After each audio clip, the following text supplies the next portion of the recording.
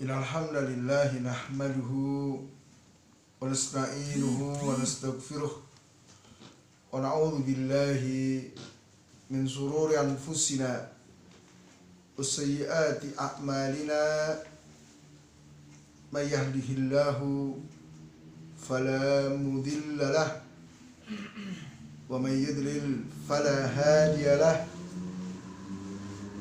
Asyhadu an la ilaha illallah wa asyhadu anna Muhammadan abduhu wa rasuluh. Amma ba'd. Bapak Ibu para pendengar yang dimuliakan oleh Allah tabaraka wa taala, di kesempatan sore yang berbahagia ini kita akan masuk di kaidah kedua ya, dari kaidah-kaidah pencegahan terkait dengan pendidikan anak-anak kita. Nah, yaitu baru aba'akum tabirrukum abna'ukum. Ya, berbaktilah atau berbuat baiklah kepada orang tua kalian, maka anak-anak kalian akan berbuat baik terhadap kalian. Fal jaza'u min jinsil amal. Karena balasan itu sesuai dengan jenis perbuatannya. Dan kehidupan ini adalah balasan, pemenuhan. Maka barang siapa berbuat baik kepada kedua orang tuanya, maka anak-anaknya akan berbuat baik terhadap dirinya. Ada satu riwayat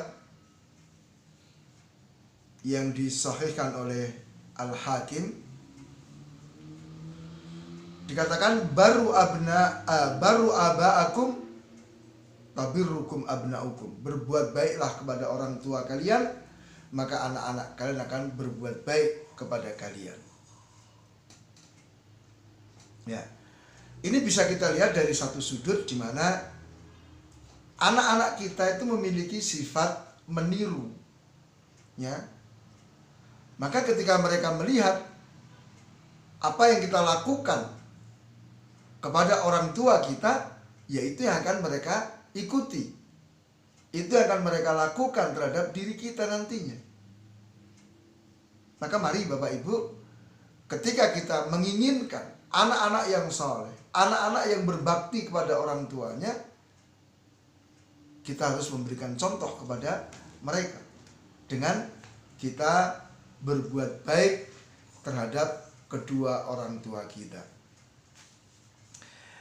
Al-Imam Ibnul Qayyim rahimahullah dalam A'lamul Muwaqqi'in, beliau mengatakan, walidzalika kana al-jaza'u mutamathilan lil amali min jinsihi fil khairi wasyarri. Dan dengan demikian balasan itu akan semisal, sama dengan amalannya. Ya, dari jenis amalannya, apakah dia amalannya baik atau amalannya jelek. Orang yang melakukan perbuatan-perbuatan baik, dia akan mendapatkan balasan yang baik. Dan barang siapa melakukan perbuatan-perbuatan jelek, maka dia akan mendapatkan balasan yang jelek. Maka seperti yang disebutkan dalam hadis Rasulullah SAW, ya, man satara musliman satarahullah. Siapa yang menutup kejelekan, kekurangan seorang muslim, Allah pun akan menutupinya. Sejenis kan ini, menutup aib seorang muslim, Allah akan tutup ya aib-aib dia. Wa man yassara ala mu'sirin yassarallahu alaihi fid dunya wal akhirah. Siapa yang memudahkan terhadap orang yang mengalami kesulitan, Allah akan memudahkan dia di dunia dan di akhirat. Wa man nafasa an mu'minin kurbatan min kurabid dunya nafasallahu anhu kurbatan min kurabi yaumil qiyamah. Barang siapa melapangkan dari seorang mukmin satu kesempitan dari kesempitan dunia, maka Allah akan melapangkan darinya satu kesempitan dari kesempitan pada hari kiamat. Waman aqala nadiman aqalahu Allahu asaratahu yaumal qiyamah. Barang siapa yang menyedikitkan penyesalannya, ya Allah akan menyedikitkan kejelekannya pada hari kiamat. Kemudian waman tatabba'a aurata akhihi tatabba'allahu auratahu. Barang siapa yang mencari-cari kejelekan saudaranya, Allah pun akan mencari ya kejelekan-kejelekan dia. Ini perbuatan jelek menghasilkan balasan yang jelek dia, yang jelek pula. Wa man dhara musliman dharallahu bihi. Barang siapa yang membahayakan seorang muslim, maka Allah akan membahayakan dia. Wa man syaqa syaqallahu alaihi. Barang siapa memberatkan kepada seorang muslim, Allah pun akan memberatkan atasnya. Waman khadala musliman fi maudhi'i yuhibbu nusratahu fihi khadalahu Allah fi maudhi'in yuhibbu nusratahu fihi. Barang siapa yang merendahkan seorang muslim dalam keadaan yang mestinya harus ditolong, maka Allah akan menghinakan dia pada tempat yang mestinya dia juga mendapatkan pertolongan dari Allah Ta'ala. Waman samaha samahallahu lahu. Siapa yang lapang ya, memaafkan, maka Allah pun juga akan lapang memaafkan untuknya. Warrahimuna yarhahumur rahmanu. Orang yang lemah lembut, penuh kasih sayang, ya akan disayangi oleh Allah Ta'ala. Wa innama yarhamullahu min ibadi ruhama. Sesungguhnya yang dirahmati oleh Allah hanyalah orang-orang yang penyayang. Wa man anfaqa anfaqa alaih. Siapa yang berinfak, Allah pun akan menginfakinya. Nah, waman au'a alaihi, ya siapa yang menjaga, Allah pun akan menjaganya. Waman afa an haqqi afallahu lahu min haqqihi. Siapa yang memaafkan tentang haknya, Allah pun akan memaafkan untuknya tentang hak dia. Waman tajawaza tajawazallahu anhu. Ya siapa yang ya membiarkan dan memaafkan, tidak membalas, ya Allah pun juga akan berbuat seperti itu.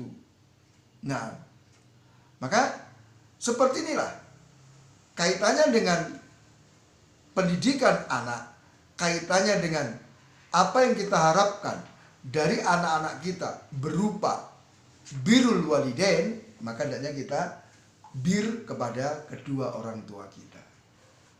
Nah, maka Bapak Ibu para pendengar yang dimuliakan oleh Allah Tabaraka wa Ta'ala,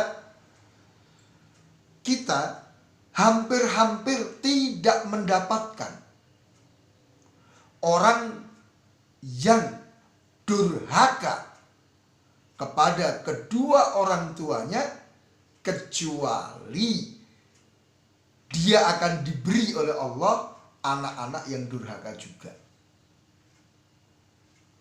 Ya. Anak-anak yang akan membuat hidupnya itu susah, menderita. Demikian pula sebaliknya.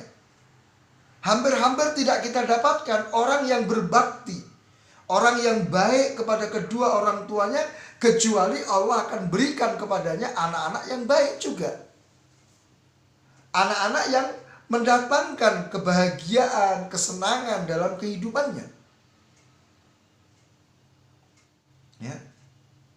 Bahkan berapa banyak kita dapati orang yang memperlakukan anak-anaknya itu dengan cara-cara yang Masya Allah, cara-cara yang sangat baik, perlakuan yang paling hebat. Tetapi pada akhirnya mereka tidak mendapatkan kecintaan, kasih sayang, kesolehan dari anak-anaknya. Padahal Masya Allah ya, dari sisi mendidiknya sudah Masya Allah, cara dia berinteraksi juga luar biasa. Tetapi dia nggak dapat kebaikan dari anak-anaknya.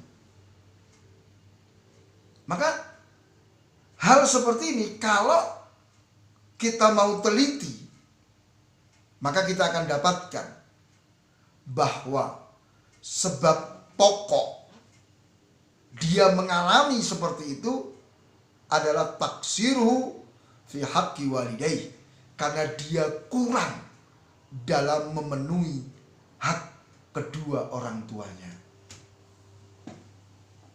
Ya. Atau sebab yang kedua, dia tidak bersandar kepada Allah dalam mendidik anak-anaknya. Dia bersandar kepada pengetahuan dan kepribadian dia. Mungkin dia merasa hebat sebagai pakar pendidikan misalnya, ya, sehingga dia tidak mengembalikan urusan kepada Allah Ta'ala.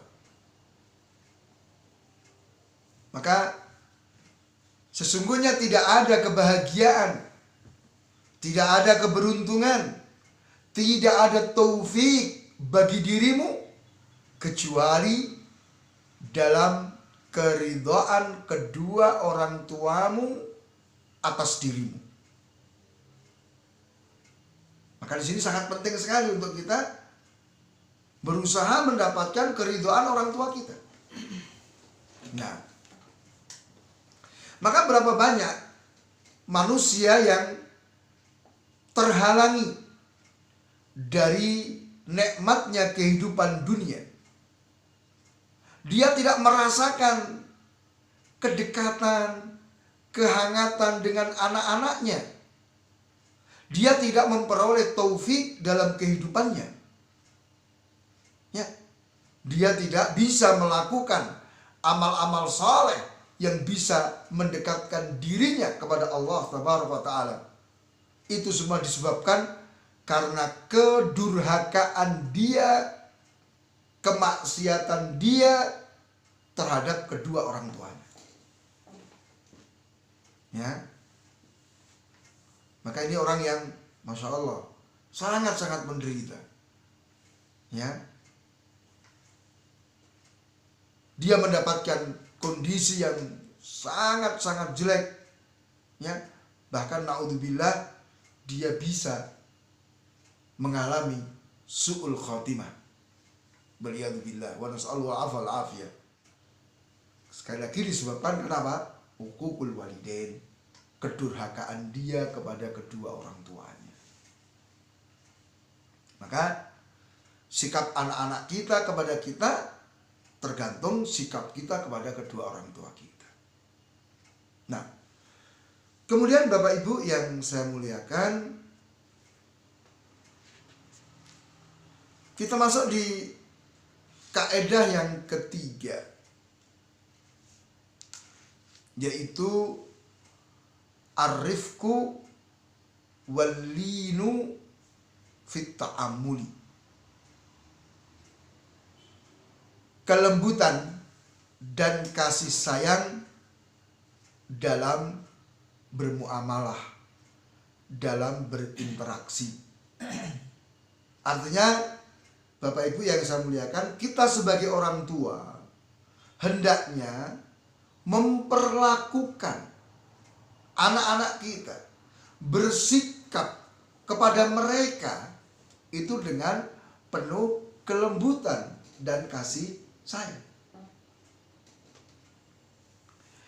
Rasulullah Shallallahu Alaihi Wasallam mengatakan, Inna rifqa la yakunu fi syai'in illa zanah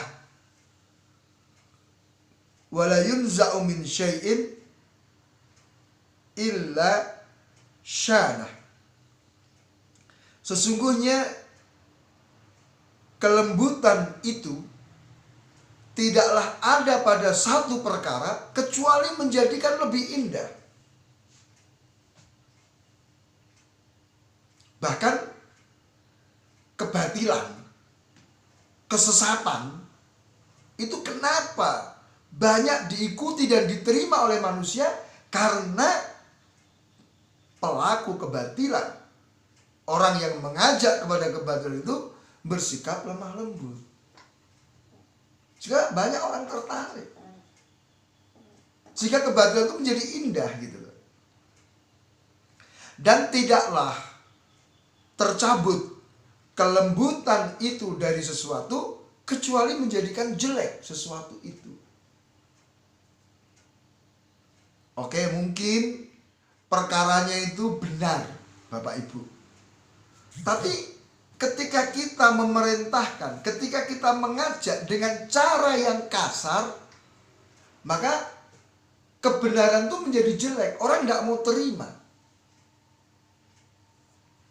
Sebagaimana Allah Tabaraka wa Ta'ala ya mengingatkan Rasulnya Sallallahu Alaihi Wasallam, Fabima rahmatin minallahi lintalahu falau kunta faddan ghalidhal qalbi lan faddu min hawli.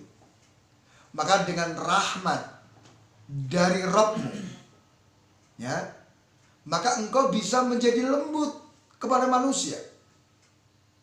Ya, dengan rahmat dari Allah, maka engkau wahai Rasul bisa bersikap berlaku lemah lembut kepada manusia. Seandainya engkau ini keras, kasar, maka akan lari orang-orang yang ada di sekitarmu. Orang gak mau terima. Ya, mungkin misalnya begini, ibu-ibu membangunkan suaminya. Ya, suaminya mungkin pulang kerja, ya, capek, ya, maka dia istirahat siang. Ya, kemudian berkumandang adzan asar. Maka istri ini membangunkan suaminya. Hal yang baik kan? Hal yang benar membangunkan suami untuk mengerjakan sholat asar.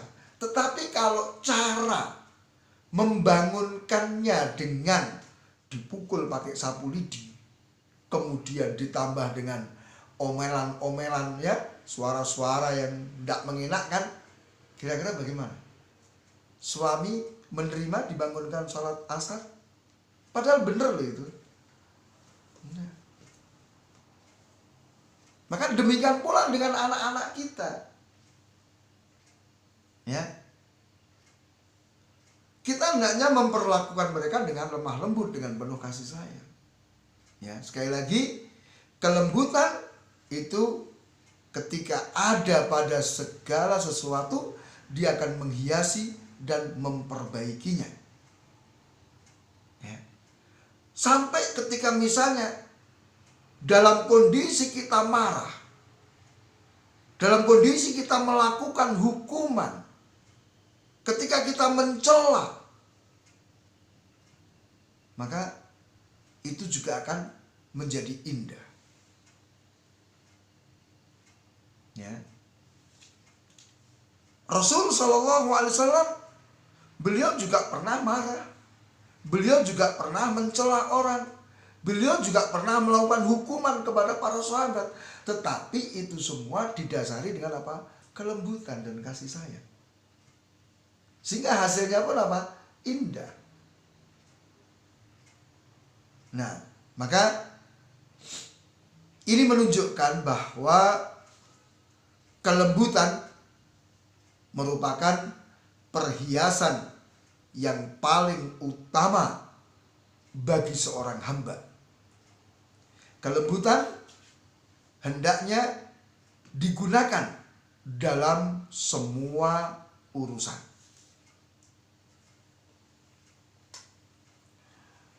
Rasulullah pernah memberi wasiat kepada Aisyah radhiyallahu taala anha.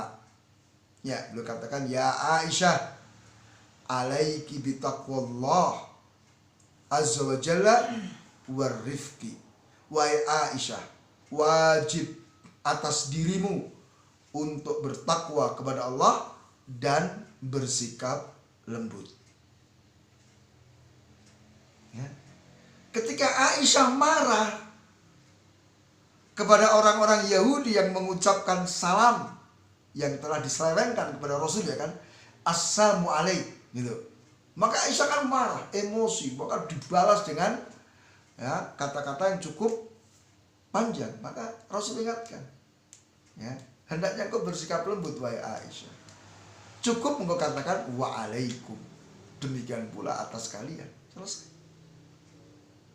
Maka di sini bagaimana Rasul menggandengkan antara kelembutan dengan ketakwaan kepada Allah Ta'ala. Karena ketakwaan itu memperbaiki hubungan antara seorang hamba dengan Allah Ta'ala. Sedangkan kelembutan itu memperbaiki hubungan antara seorang hamba dengan makhluk yang lain. Nah, dan ini termasuk bentuk ihsan. Ya kan? Innallaha katabal ihsan ala kulli syai'in. Sesungguhnya Allah telah mewajibkan untuk berbuat baik terhadap segala sesuatu. Maka kita pun berarti harus lembut kepada sesama manusia, kepada binatang, kepada tanaman. Nah, apalagi kepada keluarga kita, apalagi kepada anak-anak kita. Kemudian Bapak Ibu yang saya muliakan, kita sebagai orang tua tentu menginginkan kebaikan-kebaikan untuk diri kita dan anak-anak kita. Maka kelembutan itu akan mendatangkan kebaikan. Ya. Sebagaimana Rasul sallallahu alaihi wasallam menyatakan, "Idza aradallahu azza wa jalla bi ahli baitin khairan adkhala alaihimur rifqa."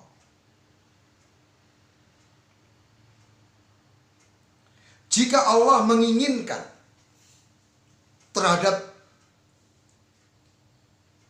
anggota keluarga kebaikan, jadi kalau Allah Ta'ala ingin ya keluarga itu mendapatkan kebaikan, Allah akan masukkan kepada mereka kelembutan. Ya. Sehingga dengan kelembutan itu seluruh anggota keluarga mendapatkan kebaikan dari Allah Ta'ala. Ya.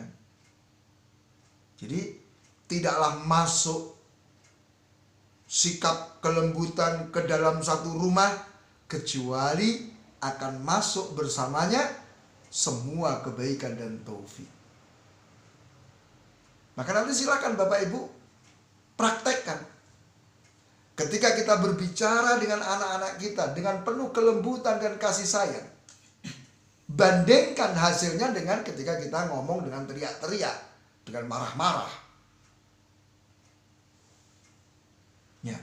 Ingat ya, Rasul juga mengabarkan bahwa Allah Ta'ala memberikan kepada kelembutan apa yang tidak diberikan kepada sikap kasar. Nah,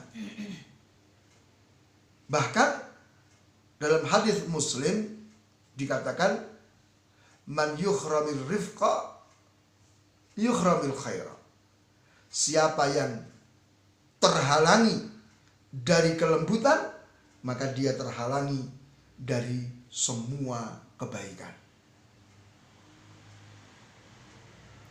Bapak Ibu, para pendengar yang dimuliakan oleh Allah Tabaraka wa Ta'ala,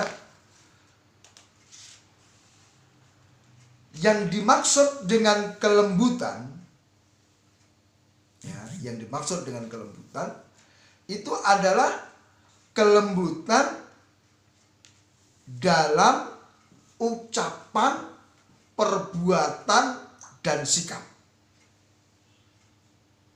Karena kadang ada orang itu diam, tidak bicara, tidak melakukan sesuatu, tetapi ya, mungkin dari wajahnya kita lihat keangkeran,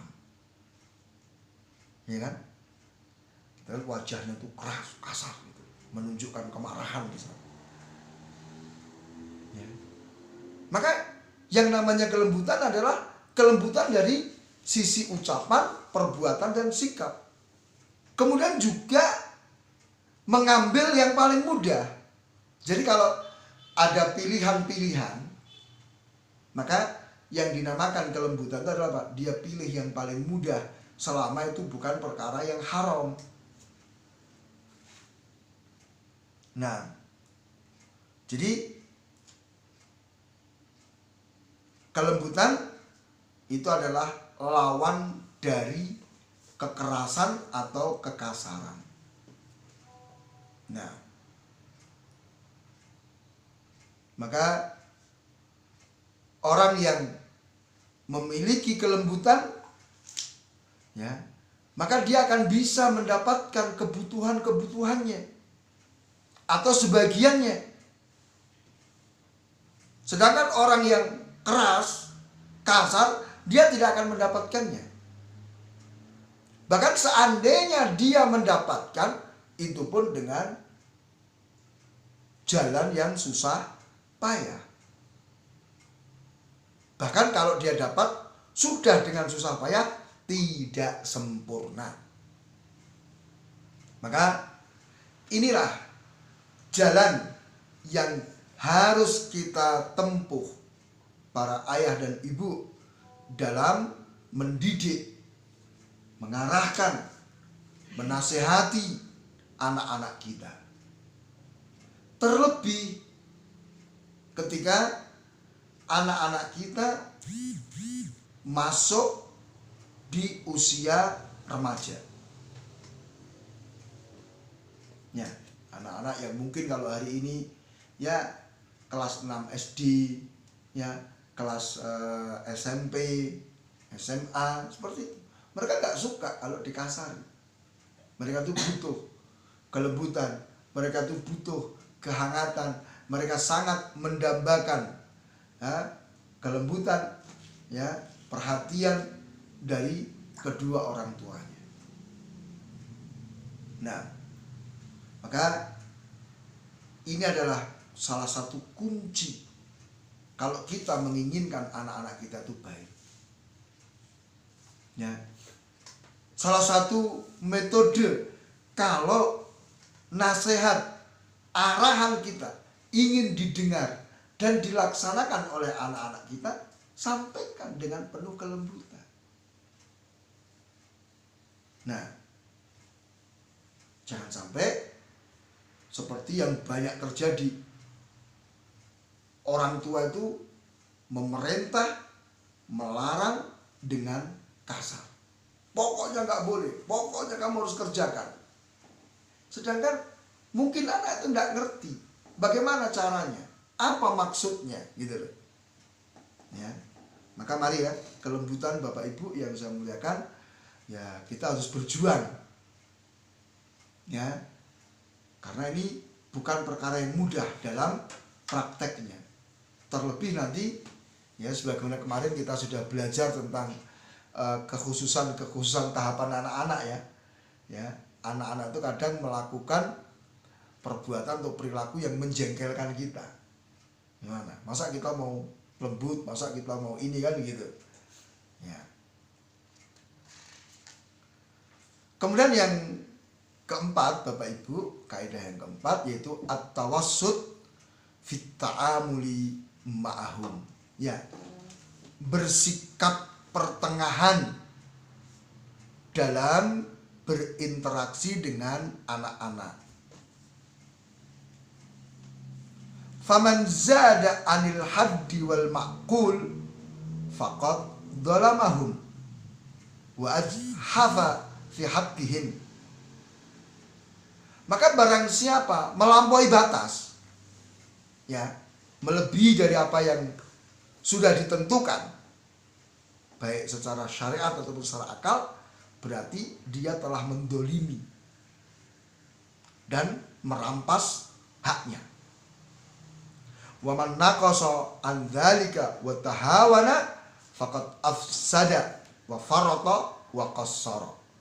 Tetapi barang siapa yang kurang, ya, kurang dalam berinteraksi, memperlakukan anak-anaknya, meremehkan mereka, berarti dia telah merusak anaknya. Dia telah kurang, begitu loh. Ya. Maka bersikap pertengahan itu adalah jalan syariat yang telah ditetapkan oleh Allah Azza wa Jalla. Ya, bersikap pertengahan dalam segala sesuatu. Ya, maka di dalam mendidik anak bukan berarti kita biarkan anak begitu saja, lepas tanpa ada kontrol, tetapi juga tidak kita kontrol dengan ketat, gitu loh. Pertengahan. Ya. Allah Ta'ala katakan wa kadzalika ja'alnakum ummatan wasaton. Ya, demikianlah kami jadikan kalian sebagai umat pertengahan. Ya. Kemudian Rasul katakan al-wasatu al-adlu. Pertengahan itulah yang dimaksudkan dengan keadilan. Nah, jadi Allah Ta'ala telah memuliakan kita, telah mengutamakan kita dengan menjadikan kita ini makhluk yang pertengahan, ya, dalam segala hal. Maka selain pertengahan berarti apa? Dua ujung yang membahayakan, yaitu apa? Berlebihan, melampaui batas, atau kurang. Ini dua-duanya bahaya. Ya. Allah Ta'ala juga telah menjadikan urusan agama ini pertengahan. Ya. Jadi tidak ada perkara agama yang berat melampaui batas atau remeh. Nah, maka Allah terangkan bagaimana orang-orang yang melampaui batas dalam beragama, ya, dari kalangan orang-orang Nasoro, juga orang-orang yang meremehkan dari kalangan orang-orang Yahudi, ya. Maka Allah jadikan semua itu pertengahan untuk kita, ya. Jadi ihdinas siratal mustaqim siratal ladzina an'amta 'alaihim ghairil maghdubi 'alaihim waladdallin. Nah, kemudian Bapak Ibu yang saya muliakan, jiwa ketika menyimpang dari pertengahan, maka dia akan terjatuh pada dua akhlak yang tercela. Tadi itu apa? Akhlak melampaui batas, ekstrim, berlebihan. Kemudian yang kedua adalah akhlak meremehkan. Nah,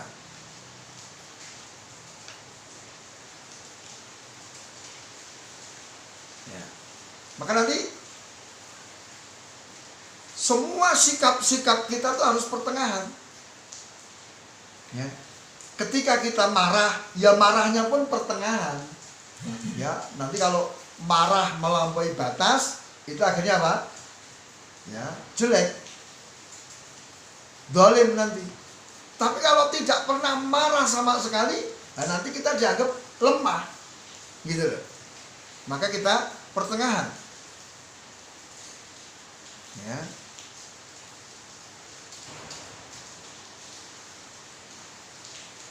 Jadi Demikian pula dengan misalnya orang menyimpang dari sikap kesabaran, maka dia akan menjadi orang yang mengeluh ketika kurang, atau dia akan menjadi orang yang kasar, keras hatinya.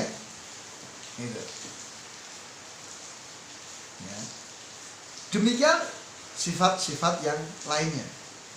Maka Bapak Ibu yang saya muliakan, kita di dalam mendidik anak-anak kita juga harus bersikap pertengahan. Contoh misalnya permintaan atau keinginan anak-anak kita itu tidak semuanya harus kita penuhi. Itu berarti melampaui batas, berlebihan. Atau kemudian kita ekstrim, meremehkan, tidak ada yang dipenuhi. Ya, maka tidak boleh seperti itu. Kita pertengahan. Ya.